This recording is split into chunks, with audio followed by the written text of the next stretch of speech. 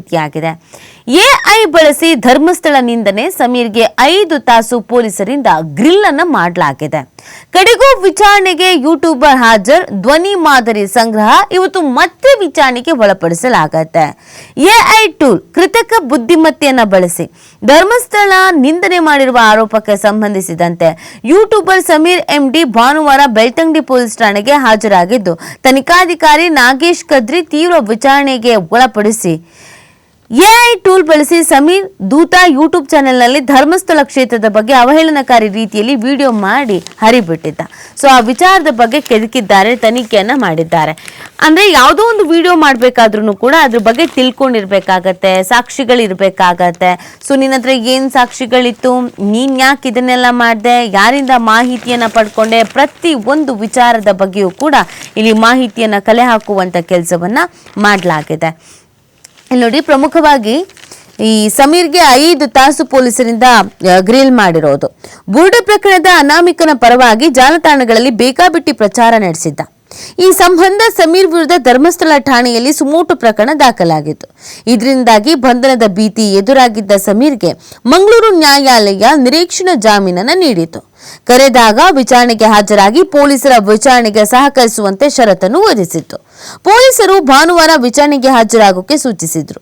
ಈ ಹಿನ್ನೆಲೆಯಲ್ಲಿ ಸಮೀರ್ ಸೌಜನ್ಯ ಕೇಸ್ ಹೋರಾಟಗಾರ ಮಹೇಶ್ ಶೆಟ್ಟಿ ತಿಮರೋಡಿ ಅವರ ಕಾರಿನಲ್ಲಿ 4 ವಕೀಲರ ಜೊತೆ ಬೆಳ್ತಂಗಡಿ ಪೊಲೀಸ್ ಠಾಣೆಗೆ ಆಗಮಿಸಿದ್ದು, ಸಮೀರ್ ವಿರುದ್ಧ ಧರ್ಮಸ್ಥಳ, ಬೆಳ್ತಂಗಡಿ, ಉಪ್ಪಿನಂಗಡಿ ಮತ್ತಿತರ ಪೊಲೀಸ್ ಠಾಣೆಗಳಲ್ಲಿ ಪ್ರತ್ಯೇಕ ಕೇಸ್ಗಳು ದಾಖಲಾಗಿದೆ.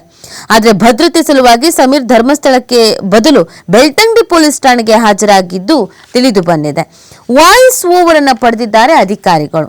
ಭಾನುವಾರ ಮಧ್ಯಾಹ್ನ 1 ಗಂಟೆಯಿಂದ ಸುಮಾರು 5 ಗಂಟೆಗಳ ಕಾಲ ಸಮೀರ್ ವಿಚಾರಣೆಯನ್ನು ತನಿಖಾ ತಂಡ ನಡೆಸಿ ಒಟ್ಟು 3 ಪ್ರಕರಣಕ್ಕೆ ಸಂಬಂಧಿಸಿ ವಿಚಾರಣೆ ನಡೆಸಲಾಗ್ತಿದೆ. ಎಐ ವಿಡಿಯೋ ಪ್ರಕರಣ, ಖಾಸಗಿ ಚಾನೆಲ್ ಮೇಲೆ ಹಲ್ಲೆ ನಡೆಸಿದ ಪ್ರಕರಣ ಹಾಗೂ ಉಜಿರೆ ಖಾಸಗಿ ಆಸ್ಪತ್ರೆ ಬಳಿ ಗಲಾಟೆಗೆ ಸಂಬಂಧಿಸಿದ ಪ್ರಕರಣ. ಸೊ ಈ 3 ಪ್ರಕರಣವನ್ನು ದಾಖಲಿಸಿಕೊಂಡಿದ್ದು 3 ಪ್ರಕರಣಕ್ಕೆ ಸಂಬಂಧಪಟ್ಟಂತೆ ಈ ತನಿಖೆಯನ್ನು ಮಾಡ್ತಾ ಇರೋದು. ವಿಚಾರಣೆ ವೇಳೆ ಸಮೀರ್ ಧ್ವನಿಯ ಸ್ಯಾಂಪಲ್ ಪಡೆದಿದ್ದಾರೆ ತನಿಖಾಧಿಕಾರಿಗಳು. ಆತನಿಗೆ ವಿಡಿಯೋದ ಸ್ಕ್ರಿಪ್ಟ್ ನೀಡಿ ಮತ್ತೆ ವಾಯ್ಸ್ ಓವರ್ ಕೊಡೋಕೆ ಹೇಳಿದ್ರು. ಅದನ್ನ ಓದಿಸಿ ವಾಯ್ಸ್ ರೆಕಾರ್ಡ್ ಅನ್ನ ಮಾಡಿಕೊಂಡ್ರು. ಒಂದೇ ಸ್ಕ್ರಿಪ್ಟ್ ಅನ್ನ 3 ಬಾರಿ ಓದಿಸಿ ದಾಖಲಿಸಿದ್ದಾರೆ. ಬಳಿಕ ಅದನ್ನು FSL ಪರೀಕ್ಷೆಗೆ ಕಳಿಸಿದ್ದಾರೆ. ಅವರ ವಿಡಿಯೋ ಮತ್ತು ಈಗ ರೆಕಾರ್ಡ್ ಮಾಡಿಕೊಂಡ ಅವರ ಧ್ವನಿಯನ್ನ ದೃಢಪಡಿಸೋಕೆ FSL ಪರೀಕ್ಷೆಗೆ ನೆರವಾಗಲಿದೆ. ಇವತ್ತು ಕೂಡ ವಿಚಾರಣೆಗಿದೆ. ಇನ್ನು ಹೆಚ್ಚಿನ ವಿಚಾರಣೆಗೆ ಇವತ್ತು ಠಾಣೆಗೆ ಬರೋದಕ್ಕೆ ತನಿಖಾಧಿಕಾರಿಗಳು ಸೂಚನೆ ನೀಡಿದ್ದಾರೆ.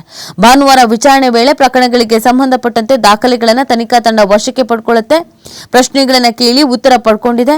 ಸೋಮವಾರ ವಿಡಿಯೋ ಎಡಿಟಿಂಗ್ ಬಳಸಿದ ಕಂಪ್ಯೂಟರ್, ಮೊಬೈಲ್ ಅನ್ನು ತನಿಖಾ ತಂಡಕ್ಕೆ ನೀಡಬೇಕಾಗತ್ತೆ. ಜೊತೆಗೆ ಸೋಮವಾರ ನಡೆಯುವಂತ ವಿಚಾರಣೆಯಲ್ಲಿ ಈಗಾಗಲೇ ಹಲ್ಲೆ ಪ್ರಕರಣಕ್ಕೆ ಸಂಬಂಧಪಟ್ಟಂತೆ ಖಾಸಗಿ ಚಾನೆಲ್ನ ವರದಿಗಾರನಿಗೆ ಹಲ್ಲೆ ಮಾಡಲಾಗಿತ್ತು. ಆ ವಿಚಾರಕ್ಕೆ ಸಂಬಂಧಪಟ್ಟಂತೆಗೆ ತನಿಖೆನ ಮಾಡಲಾಗಿದೆ.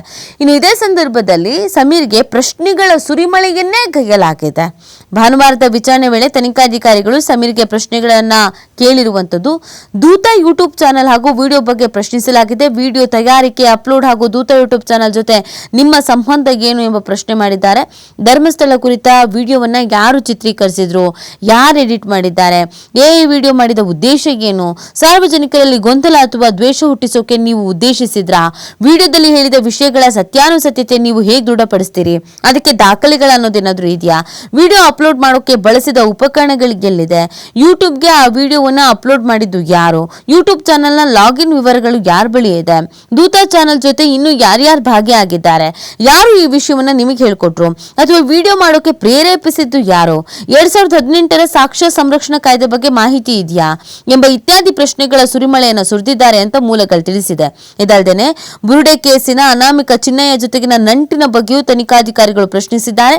ಸಾಕ್ಷಿದಾರನ ಮಾಹಿತಿ, ವಿಡಿಯೋದಲ್ಲಿ ಬಳಸಿದ ಬೇರೆ ಬೇರೆ ಸುದ್ದಿ ಮೂಲಗಳ ಬಗ್ಗೆಯೂ ಕೂಡ ಸಮೀರ್ನನ್ನ ಪ್ರಶ್ನೆಗೆ ಒಳಪಡಿಸಲಾಗಿದೆ.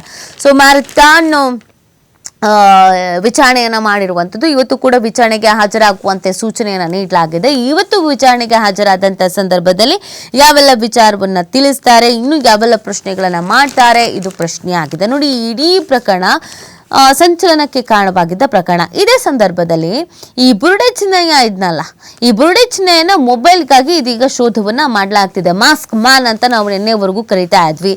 ಈಗ ಮಾಸ್ಕ್ ಮ್ಯಾನ್ ಅಲ್ಲ, ಚಿನ್ನಯ್ಯ, ಬುರುಡೆ ಚಿನ್ನಯ್ಯ ಅಂತ ಹೆಸರನ್ನು ಇಟ್ಬಿಟ್ಟಿದ್ದಾರೆ.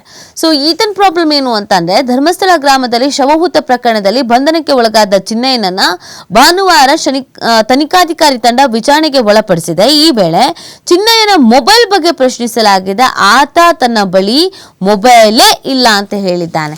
ಸೊ ನಾನು ಮೊಬೈಲೇ ಯೂಸ್ ಮಾಡಲ್ಲ, ನನ್ನ ಬಳಿ ಯಾವುದೇ ಮೊಬೈಲ್ ಇಲ್ಲ ಅಂತ ಹೇಳಿದ್ದಾನೆ. ಬಟ್ ತನಿಖಾಧಿಕಾರಿಗಳು ಇದೀಗ ಮೊಬೈಲ್ಗಾಗಿ ಶೋಧ ಕಾರ್ಯವನ್ನು ನಡೆಸ್ತಾ ಇದ್ದಾರೆ. ಯಾಕಂದರೆ ಆತ ನನ್ನ ಹತ್ರ ಮೊಬೈಲ್ ಇಲ್ಲ ಅಂತ ಹೇಳಿದ ತಕ್ಷಣ ಇಲ್ಲ ಅಂತ ಸುಮ್ಮನೆ ಅಂತೂ ಖಂಡಿತ ಬಿಡೋಕ್ಕಾಗಲ್ಲ.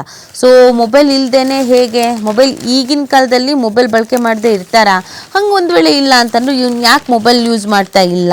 ಸೊ ಈ ಎಲ್ಲ ಪ್ರಶ್ನೆಯನ್ನು ಮಾಡಲಾಗ್ತಾ ಇದೆ. ಇನ್ನು ಇದೇ ಸಂದರ್ಭದಲ್ಲಿ ಬುರುಡೆ ಎಲ್ಲಿಂದ ಬಂತು, ಯಾರು ಕೊಟ್ಟರು ಅನ್ನೋ ಬಗ್ಗೆ ಕೂಡ SITಯಿಂದ ಪ್ರಶ್ನೆಯನ್ನ ಮಾಡಲಾಗಿದೆ. ತಲೆಬುರುಡೆ ತಂದ್ಕೊಟ್ಟವರು ಯಾರು, ಕೋರ್ಟ್ಗೆ ಹಾಜರುಪಡಿಸೋಕೆ ತಲೆಬುರುಡೆ ಎಲ್ಲಿಂದ ಬಂತು, ನಿನಗೆ ಕೋರ್ಟಿಗೆ ಹೋಗು ಅಂತ ಹೇಳಿದವ್ರು ಯಾರು, ಇದೆಲ್ಲವನ್ನ ಕೂಡ ಪ್ರಶ್ನೆ ಮಾಡಿದ್ದಾರೆ. ಇದೇ ಪ್ರಕರಣಕ್ಕೆ ಹೊಂದಿಕೊಂಡಂತೆ ಅನನ್ಯ ಭಟ್ ನಾಪತ್ತೆ ಕೇಸು. ಸೊ ಇದೇ ಸಂದರ್ಭದಲ್ಲಿ ಆ ವಿಚಾರವೂ ಕೂಡ ಸುಜಾತಾ ಭಟ್ ವಿಚಾರಣೆ ಆಗಿರೋದು. ನನಗೆ ಅನನ್ಯ ಭಟ್ ಎನ್ನುವ ಪುತ್ರಿ ಇದ್ದಾಳೆ, ಧರ್ಮಸ್ಥಳದಲ್ಲಿ ನಾಪತ್ತೆ ಆಗಿದ್ದಾಳೆ ಎಂದು ಕ್ಷೇತ್ರದ ವಿರುದ್ಧ ಆರೋಪ ಮಾಡಿ ಬಳಿಕ ಅದನ್ನು ಅಲ್ಲಗಳೆದು ಗೊಂದಲದ ಹೇಳಿಕೆ ನೀಡ್ತಾ ಇರುವ ಬೆಂಗಳೂರು ನಿವಾಸಿ ಸುಜಾತಾ ಭಟ್ಗೆ ವಿಚಾರಣೆಗೆ ಹಾಜರಾಗುವಂತೆ ಬೆಳ್ತಂಗಡಿ ಪೊಲೀಸರು ನೋಟಿಸ್ ನೀಡುವ ಸಂಭವ ಇದೆ. ಅನನ್ಯ ಭಟ್ ತನ್ನ ಪುತ್ರಿ ಎಂಬ ವಿಚಾರದಲ್ಲಿ ದಿನಕ್ಕೊಂದು ಹೇಳಿಕೆ ನೀಡುತ್ತಾ ತನಿಖಾಧಿಕಾರಿಗಳ ದಾರಿ ತಪ್ಪಿಸ್ತಾ ಇರುವ ಆರೋಪದಲ್ಲಿ ಸುಜಾತಾ ಭಟ್ ಅವರನ್ನ ಪೊಲೀಸರು ವಿಚಾರಣೆಗೆ ವಶಕ್ಕೆ ತೆಗೆದುಕೊಳ್ಳುವಂತ ಸಾಧ್ಯತೆ ಇದೆ. ಈ ಮಧ್ಯೆ ಸುಜಾತಾ ಭಟ್ ವಾಸಿಸ್ತಾ ಇರುವ ಬೆಂಗಳೂರಿನ ಮನೆಗೆ ಬನಶಂಕರಿ ಪೊಲೀಸರು ಭದ್ರತೆಯನ್ನು ಕೂಡ ಕಲ್ಪಿಸಿದ್ದಾರೆ. ನೋಡಿ, ಈ ಪ್ರಕರಣ ಮಾಸ್ಕ್ ಮ್ಯಾನ್ ಆಯ್ತು, ಅದಾದ್ಮೇಲೆ ಬುರುಡೆ ಮ್ಯಾನ್ ಆಯ್ತು, ಅದಾದ್ಮೇಲೆ ಸುಜಾತಾ ಭಟ್ಟು, ಅನನ್ಯ ಭಟ್ಟು ಅಂತ ಕೂಡ ಆಯ್ತು. ಸೊ ಇಲ್ಲಿ ಕನ್ಫ್ಯೂಷನ್ಸ್ ಏನಾಯ್ತು ಅಂತಂದ್ರೆ, ಅನನ್ಯ ಭಟ್ ಅನ್ನೋರು ಇದ್ರ ಇಲ್ವಾ ಅನ್ನೋದೇ ಅನೇಕರ ಪ್ರಶ್ನೆ ಆಗಿತ್ತು. ಅಕ್ಕಪಕ್ಕ ಮನೆಯವರು ಅವ್ರಿಗೆ ಮಕ್ಕಳೇ ಆಗಿರ್ಲಿಲ್ಲ, ಇನ್ನೊಂದು ಮತ್ತೊಂದು ಅಂತ ಹೇಳ್ತಾ ಇದ್ರು.